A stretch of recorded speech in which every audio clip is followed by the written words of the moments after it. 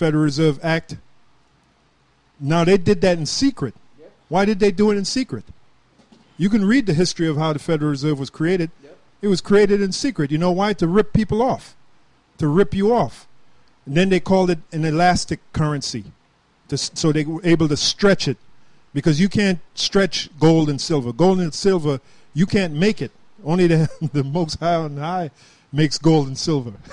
But they can make Federal Reserve notes. All they got to do is fire up the printing press. And the more they print, the more the already existing Federal Reserve notes is being devalued. So you see the scam? All right? It's a big scam, man. Hey, like George Collins said, it's a big club and you ain't in it.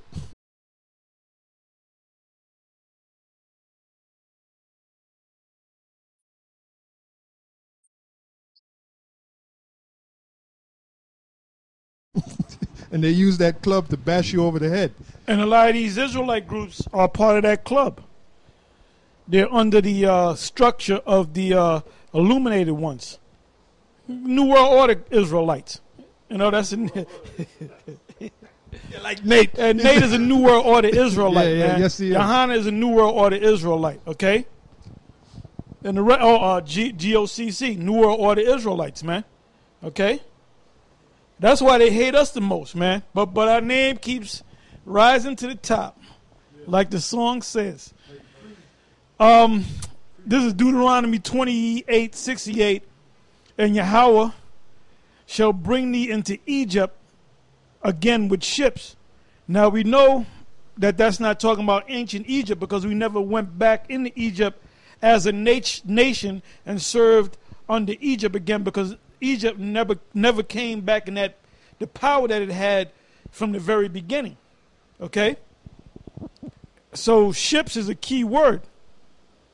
So that has to be talking about, by process of elimination, it has to be talking about the new Egypt. Well, when you go to the so-called capital of the United States of America, which is a corporate entity, the corporate entity, the United States corporation, has a capital, you know, a headquarters, if you will, and that's D.C., the District of Columbia. And in that District of Columbia, you have what's called an obelisk, and we may be going back down there before the winter hits, you know, and going back out there and do a little thing out there, you know, we'll see. But anyway, you have an obelisk, and the obelisk goes back to Egypt. Matter of fact, you know what? Let me look up the word obelisk. Speak for a minute. All right, I got this is and like Apostle Gabar said earlier, he said, you know, you doing all these things in secret, you know, which shows you that their whole thing is wicked. You know, even your origins are wicked. You know, from the inception of this so-called country, it was based off of witchcraft. You know, with the light veil of Christianity, using the Bible. You know, so you use the Bible to basically manipulate and lie to the world that this is supposed to be a God-fearing country. But when you look at every tenet and every rule, every regulation, every law, every decree, every right, it's all wickedness. You know, that's why they're pushing so hard on this gay agenda. Now they're making gay Doritos. You know, multicolored Doritos and shit, or something like that to that effect. You know, so you basically are trying to push this lesbian, gay, transgender, bisexual agenda. But this is supposed to be a God-fearing nation. That's why, was it last week we read the preamble? Was it not the preamble? You used to say it in school. I forget what it's called, but it used to say under God. And now it's all taken. The word God is taken out of there. Oh, the Pledge of Allegiance. Pledge of Allegiance, the water. You know, so now it's taken out of there. The word God is taken out of there. Even though the God they were talking about was Satan, you know, but the word God and as a whole is taken out. Why? Because they want to erase the Most High. They want to erase Yahweh Shai. They want to erase the scriptures, and they want to come in with their agenda. You know, as long as it fits within their agenda, they're cool with it. But if their agenda is excluded, they want to destroy it. That's why they're trying so valiantly to destroy the Bible.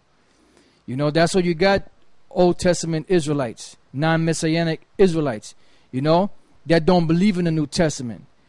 You know, then you got New Testament people that believe in the New Testament but don't believe in the Old Testament, when they go hand in hand both together, because they're trying to destroy the Bible. They're pushing this agenda too on World War III between the so-called Jews and gutter rats and them camel-eating Arabs, you know, to basically to create so much turmoil on the earth that people get tired of hearing about religion. They get tired of hearing about the scriptures. They get tired of hearing about the Most High and accept a new agenda, which is a new world order, to where there will be peace on the planet. And the real peace is not going to come on the planet till this honky devil is taken down and Yahushua and the rightful rulers of the earth are set back up, which are the Israelites.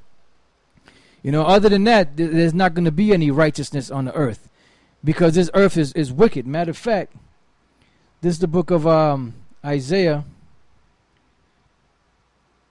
the 26th chapter, and it's plain, because this devil claims to believe in the Bible.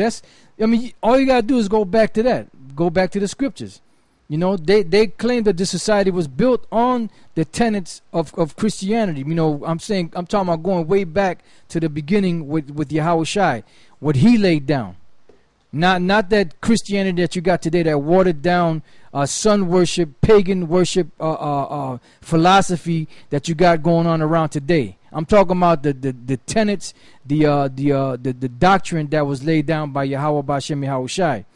This is Isaiah 26:10. It says, "Let favor be showed to the wicked, yet will he not learn righteousness." And that's true, because they have the scriptures. What better book to lead you into righteousness than the scriptures? You know, they had the book, but they're not going by what the book says, because their spirit does not resonate with the book. Their spirit resonates with evil. Yeah, to add to what you're saying, Mayam Shelbawa, he was the son of a rabbi, which his father's name was Moses Amshelbawa.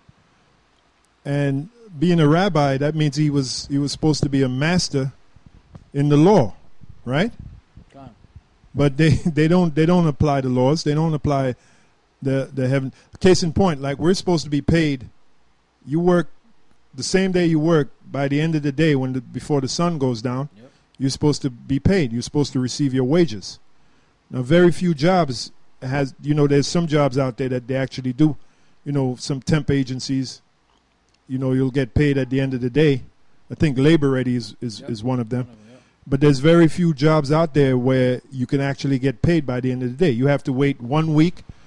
Some jobs you have to wait a month to get your money. Yeah, because they make money off of that money that they're holding, your money. Well, this is the scripture to it, Deuteronomy 24:14. "Thou shalt not oppress an hired servant that is poor and needy, whether he be of thy brethren or of thy strangers." Because there's certain laws that we can treat the strangers any way we want. In certain instances, we can treat them like if an animal dieth of itself, we can sell it to the stranger, the other nation, but we can't sell it to our brethren. That's true. So if the Rothschilds are saying, well, those other people out there are not of our people, yep, well, there's certain laws in the scriptures that apply to even strangers, man. Right. It says, whether he be of thy brethren or of thy strangers that are in thy land within thy gates. 15. At his day thou shalt give him his hire. He worked for the saying was a day's pay for a day's labor. Right. Meaning, when you work for that day, you got paid at the end of the day. It said, "Neither shall the sun go down upon it, for he is poor, and setteth his heart upon it." That's why you got to turn to make ends meet. No, you're supposed to bring home money every night, man. Yeah. In the form of silver and gold. It said, "Lest he cry against thee unto Yahweh, and it be sin unto thee." See, now the reason why this man ain't getting jacked up, because you niggas are happy to get paid once every 2 weeks. And you say, well, I'm glad I'm getting paid once every 2 weeks, because I'd have blew that money if I got it every day. Because you's a weak nigga with no discipline, man. You so we can't talk to a nigga like you. My thing is, man, motherfucker, you should be just give me your fucking money, period, man. You damn devil, you're my slave. All right, that's it on that. I got one to back you up. This is Jeremiah 22:13. Woe unto him that buildeth his house by unrighteousness and his chambers by wrong, that uses his neighbor's service without wages and giveth him not for his work. Like Jake always talk about the 250 years of free slave labor. That's an example right there. You know, our